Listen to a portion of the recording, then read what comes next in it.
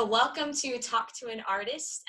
This is the show where I get to chat with people who have been involved in our partnership with Art Distillery and art cultivation. And so this week I get to have the awesome opportunity to chat with Sergio Antonio Garcia. Welcome to the show. Hi, thank you for inviting me. Of course. So you've been involved at Art Distillery art cultivation since the beginning, correct? Yes, pretty much from the beginning. Yeah, I think it was their very first show that I was actually. So yes, I guess from that beginning. That's so cool. So if people out there watching haven't gotten a chance to come to art cultivation, you are one of our incomparable hosts who does a fantastic job of just hosting art cultivation and engaging the audience. And so, Yeah. yeah, it's a Oh, really awesome. Is that your phone? sorry. Yeah, let's start over. Hold on. Oh, you're good.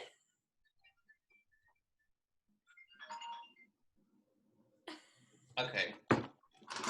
Sorry. Go ahead. No, it's good. I can actually edit it out, so we're Hey. fine. So we'll just keep going, or I'll leave it in and be like, sorry. No. I do that sometimes. Sometimes I'm like, well, if I messed up, it's fine. I'll just leave it in and go with it. So I was just going to give people opportunity to get to know you. So why don't you tell us a little bit about who you are and what you do? Yeah. Well, again, thank you for this opportunity, not only to be in these art spaces, but to share my story and share who I am with a broader art audience or just people in general. But so I have actually, oh gosh, I wear several different hats, but like right now, what I do is I work for an organization called Big Thought, and we are a nonprofit organization in youth development. So a lot of the work that I do centers around the arts. So it was the kind of a natural fit for me to do that. But basically, I manage what's called the Dallas City of Learning Initiative for the organization Big Thought, and what I really try to do is cultivate learning opportunities and experiences. I collaborate with several different organizations, institutions like Dallas ISD and the city of Dallas itself, just to bring not only arts, but just learning in general to marginalized youth and under-resourced communities. So a lot of what I do and personally match up with what Big Thought does. So I have a passion for education. I have a passion for the arts, and I also have a passion for activism. And so my work that I do at Big Thought really combines the two. And believe it or not, it's actually a great creative outlet for myself as well. And that's kind of what pays the bills, right?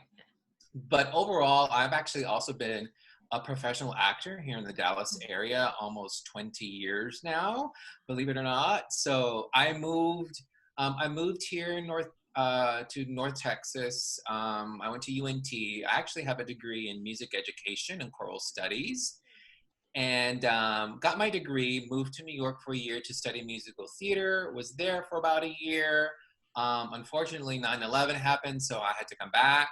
Um, and then, like I said, I've been in the Dallas area for about 20 years now doing professional theater. And it has always been kind of a second life for me as well. But that's where I really was able to kind of cultivate myself as an artist, cultivate myself as a performer. And it's interesting because whenever somebody asks me, whenever I say I'm an artist and they ask me, well, what does that mean to you? Or they always almost automatically think as a visual artist. And I think people really the general public out there don't really realize when you say you're an artist, it could mean several different things. And so yes, I'm a singer. Yes, I'm an actor. Yes, I'm a dancer. And yes, I've been involved in visual arts as well.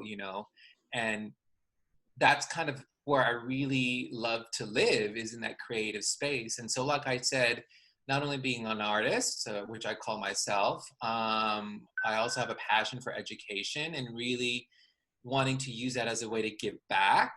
And of course, my social activism, which is making sure that those opportunities are for people, young kids that look like me, who may not have had that opportunity. And so all of that work, all of my experiences as an artist, my experience as an educator really led to where I am right now with this organization, Big Thought, as an opportunity to ultimately give back to youth who may not, one, understand that those opportunities are out there for them, two, to let them know that I am a person that looks like them and am successful. So for me, representation is essential, and successful representation is like paramount as well. Um, so being in those spaces really kind of inspire me a lot to be able to continue the work that I do. And so that's just a little bit about who I am and what I do. That's so cool. I had no idea that you did like musical theater. That's really awesome. Yeah. What's been like your favorite? I'm gonna kind of deviate from the questions. What's been your favorite show that you've been Oh gosh. So this is funny. Actually, I did a show called Pageant in? several years ago, and if anybody out there knows what pageant is, it's actually a play where all the men dress in drag. And so It's I was amazing. Miss Industrial Northeast, and it was one of the best acting experiences that I ever had, really. Um, and it allowed me to, one, be somebody different and really have a creative voice that was uniquely my own. Mm. And so the play Pageant itself is like, we are pageant contestants, and we are going through kind of old school pageant style, like an interview, a spokesperson interview. We had a talent. There was a swimsuit competition, so I had to be in a swimsuit. Um, That's but amazing. that was one of my favorite theatrical experiences because, like I said, it really pushed my boundaries as an artist. I had to learn how to just like very minor play the accordion. So my talent was to play the accordion while roller skating. I knew how to roller skate. I could roller skate, but I couldn't play the accordion. So I actually had to learn how to play the accordion. So again, it was like really pushing me as an artist, and that was really one of my favorite experiences. Um, that is most recent, which was a few years back, but it still um, is one of the highlights of my career. That's so cool. I love that. I love when things like push you out of your comfort zone like that. Yeah. That's really awesome. So you talked about how right now you work with an organization that focuses on empowering, kids who are from marginalized communities, and Mhm. that really plays into kind of who Art Stillery is. So how did you Mhm. get involved with art cultivation and Art Stillery? Yeah. So Jeffrey Colangelo, which most of people here in the theater community know, I was actually doing a show for him with Karamia Theater, and he was just kind of talking with Lucila and saying that they were looking for somebody who could sing a classical song Mm. and bartend at the same time, and that was the first show, the first art Stillery art cult that they did. And I kind of said, well, I can at least bartend for you. And then again, I heard that they were looking for somebody who could sing a classical piece. I'm like, well, I could do that for you too. Yeah.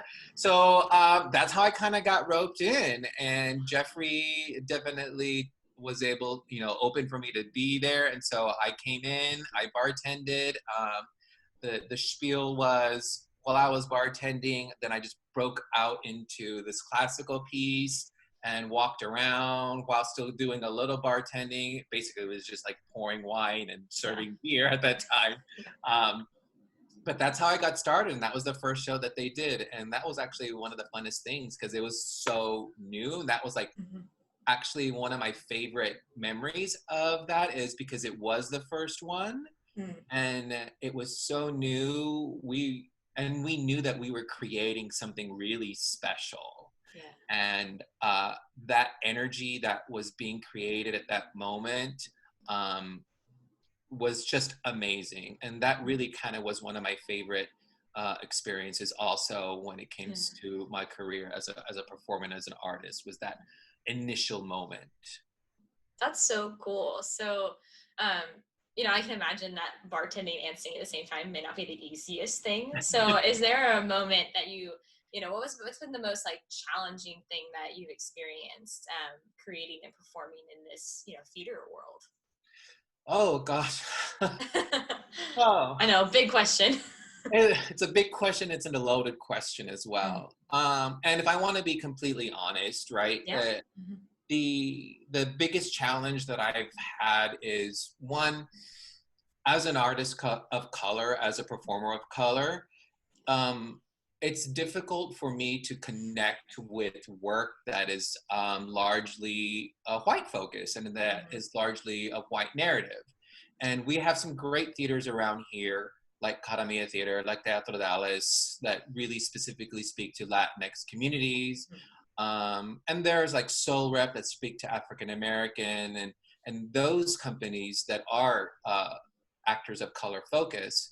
But that's actually not where I wanted to really start my journey, only because it's great that they're there, but I felt like it was my job and my calling to go into spaces like a Theater 3, go into spaces like Dallas Theater Center or Casa Mañana to be mindful that I am as talented as my white counterparts. Mhm. And so I would say that's kind of been my biggest struggle, is being able to be in those spaces and be represented and not be in the chorus, right? Mm, mhm. Being a featured person or being a lead is still something that I struggle with as an actor of color in a lot of these um, in these theaters, these white centric theaters. And I don't discredit them because they are doing good work, but that has been my struggle. And again, connecting with the materials that they are producing, that I feel like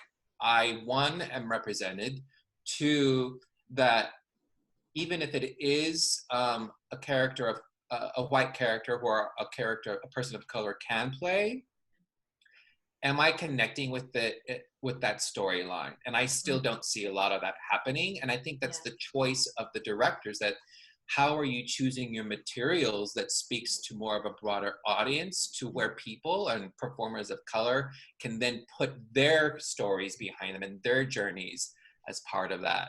So that really has been my biggest challenge in finding work and finding places of creation in these types of theaters.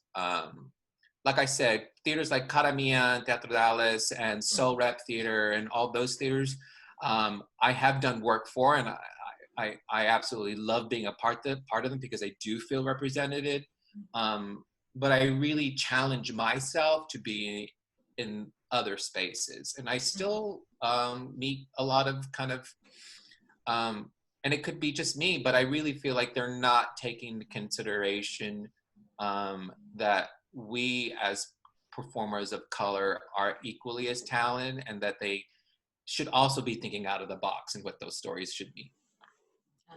I think that's a really great point because I've actually had a lot of conversations with people recently about the Mm-hmm. arts and the importance of the fact that like the art community is a little whitewashed. And I say that like, Mm-hmm. acknowledging my own privilege as a white woman, and knowing that like my face is a face that a lot of people see, and it needs to not be because that's not the face that everyone has, you know. And Right. so I really applaud you for like doing the work of being like, hey, my space and my story needs to be more general and needs to be included in Yeah. these narratives. Yeah, you know, like we need to see your face and hear your story, which is what we're Yeah, hopefully. exactly. Yeah. Hear my story. And, it's funny that I say that as well, because then I have friends who say, well, why don't you create your own stories? And I'm like, you're right. I can do that. Mhm. Um, I just feel like there needs to be more more of these theaters who are on this journey with us to be able to Mhm. kind of highlight those stories. Absolutely. And so, it is a double-edged sword in a lot of the ways, but and I recognize my privilege because I understand that, one, I'm a male anyways, Mhm. so I can have more privilege in that. So it's like my counterparts who are female actors of color, or transgender actors who are out there who don't get a lot of work because they're not producing a lot of those stories, Mhm. um, really need that voice, and we need to hear more of that. And I really like to challenge the theater community out there to try to tell more of those stories on a larger scale. Yeah, I love that. What a wow, so that's such a great message right now, especially right now. Yeah. Yeah. Well, so Artillery is kind of doing this, where they are Mhm. putting out stories that, you know, are not new, but new to people who have not experienced that type of, you know, oppression, or not seeing their story represented, especially with, you know, Generations of Adam and Family Dollar and Dirty Turk and the incredible things they've done. And you kind of talked about your favorite memory of when the first time you did art cultivation, like that was incredible. So is there another favorite art distillery memory where you kind of realized like you guys had lightning in a bottle, that you had really done something incredible here? Um, to be honest, like every art cultivation experiences is so new. And I think that's what I really love is that we're bringing in these voices, these new art voices, different mediums of what art could look like and who those people are doing the art. And when I say art, it is performance, it is dance, it is music, it is all of that. And again, each art cultivation experience is so different and so new. What I love about it overall, and what always comes to mind is taking that old style of vaudeville, right? The featured act here, but then you have your smaller acts, and giving people just a chance to express themselves in their own ways in each art cultivation. So it's hard for me to single out one really right now in a way, except for that very first one, of course. um, because they take into consideration about who they are bringing on stage and what the expression is. I really think more people need to be one seeing this because it's new every time, and you're gonna find something interesting. And art cultivation, art distillery really are mindful about that and bringing these new voices to the stage, but there's not a lot of opportunity to do that. And so really, if that's what I would say is my favorite thing about what they do, is bringing these new voices for people to see and hear and experience overall.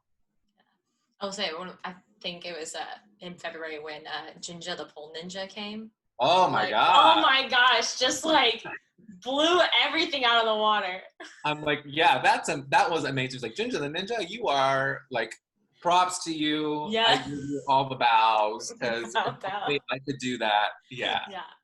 That was incredible. And I think at one point someone was like, but it's a pole dancer. I was like, you don't understand. Like, she is so strong and is like promoting like body positivity for all women. And like, Exactly. oh, yeah, Yeah. it's incredible. So, in the community of creation and art and stuff like that, we talk a lot about inspiration. And Mhm. inspiration is kind of this fleeting thing where sometimes you got it and then you go months and you're like, oh, I don't have anything. Oof. Yeah. So what is something like, where do you find inspiration for those out there who maybe like, man, I'm a little dry right now and I need some new place to look? Yeah, that's a really great question. And I know, um, right? I mean, yes, honestly, right now for an artist like myself, it's hard to find inspiration right now, Yeah. right? Because I find personally, I find my inspiration from others and connecting Mm, with others. Um, and as I mentioned, I work with youth a lot, and so that is always a source of inspiration for me because, as I mentioned before, representation is so essential yeah. for anybody, right? Mhm, But especially for youth of color, mhm, and they really inspire me, one, to continue um, to try to strive to be a better performer. I know I'm mhm, never going to be a perfect performer or a perfect artist, um, and it's that journey that is always also inspiring to me. So again, mhm, youth are very inspiring to me because I want to be able to show them a high quality experience and be a part of that. And I want them to see that somebody like them could do that as well. So that is an inspiration for me. And then the journey itself is mhm, also an inspiration. I try to learn every time, and I always look at mistakes as not failures, but mistakes as knowledge. mhm. And because we don't know what we don't know, and so when we make a mistake, then we do know. Yeah. And that's, again, those are my two big sources of inspiration, are really youth and the journey. Yeah, people have dogged on Gen Z, but I find like our young teenagers, I say that as like a 26-year-old, but I feel like our teenagers are doing so much out there and being so active and like really caring about issues. I Yeah. used to be a youth minister, and these kids like really wanted, they're like, how can we be better at doing this? Like, how can we be better people? How can we be better Christians? How can we love people better? Because what we've been told isn't doing that. And I just find like they really are the future. It's kind of They really cliche. are. And I always challenge I challenge them, and in turn they always challenge me. And so I think that's also a great part of that inspiration, is when we are able to do that on at a generational level, that's where we're able to like come together and really start to make something beautiful and create some magic in those moments. Yeah, they always ask the hard questions. I think one time a kid Always. was like, they're like, why does hell exist? And I was like, oh, Oh, okay. I was like, I'm not prepared. It was, exactly. It's those yeah. questions that, again, when they challenge me, is also a space for inspiration. And I love that. Yeah. So we're in this kind of weird space of quarantine, which I'm honestly like ready. Another stay-at-home order is coming. Like, let's be real. Like, we're in this for the long haul. So while we're all kind of in our spaces, in our homes, is there a specific book or film that you could recommend for folks, not pokes, for folks, that you think like, wow, everyone really needs to experience this film, or everyone really needs to read this book right now in this moment while we have a little Yeah. bit more time than we're used to? So actually, it's a series, if that's okay. Yes. If I can Yes. flip the book a little bit, quote unquote, to go into the pun. But it's actually it's Avatar: The Last Airbender. I love Avatar. So I didn't realize why I loved it so much until I had a conversation with a good friend of mine, DR, who a lot of people in the theater know, is like, Avatar really shows how boys specifically can manage their anger, and it gives them tools to be able to do that, and what relationships between young boys can be like, not toxic, not about violence. And so really teaching those skill sets and that mindset at an early age, and then how to work through those things, right? And the journey that the two main characters, like Zuko and oh my gosh, I already forgot his name. Avatar. Aang? Hey, yeah, duh. Like their relationship, Yeah. that journey is specifically again between men, and like how toxic masculinity just is like ridiculous. But it gives a way for them to be able to talk about these things, to talk through feelings, and again, not using violence as a way to solve problems, which is a lot of toxic masculine, ways of doing things. And so, Avatar: The Last Airbender really kind of allows young boys to see what it could be, what it means to be somebody that is still powerful and still has strength, but not having to use violence or the typical, hyper masculine ways of doing things to assert your strength and to assert your power. That there is strength and power in being calm, in being cool, and not wanting to go down, some sort of violent pathway. So I really recommend that as a teaching tool, and as a model of what honest male relationships should look like.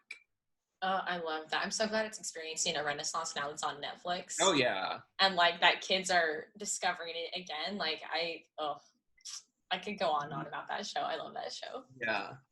So that I is one watched of it. my recommendations. And if I may also add one more. Absolutely. Yeah, if you've got access to HBO, We Are Here has been a great series. So it follows drag queens, Bob the Drag Queen, Shangela Laquifa Watley, and Eureka O'Hara. And what they do is they go into small cities, very small conservative cities, find a queer community there, and really try to change mindsets about what queerness could be like, but ultimately coming together in a community to be able to really have a good time and like break down walls and break down barriers. And so We Are Here has been a great series for not only queer representation in that, but um, giving like America out there a window into what it's like to be a queer person, that what that journey can be like, especially in small towns, but then how we can support each other in that process. And so that's another great show that I've been watching and really connecting with. I'll have to go put it on my watch list because that sounds Yeah, really interesting. We Are Here. Mm-hmm. We Are Here. Cool. So I do have one more question for you, Yeah. and it's a question you did not prepare for. So Ah! I always spring this on people because I think Okay, I'm ready. it's more authentic. You know, I want people's authentic reaction. Yeah. So the question that I ask everybody is, if you could broadcast one sentence or two sentences, if you need the extra word space, to the whole world, and everyone would really receive it and soak it in and really like take it to heart, what would be your one message that you would try to get to everybody? Oh my gosh. I know.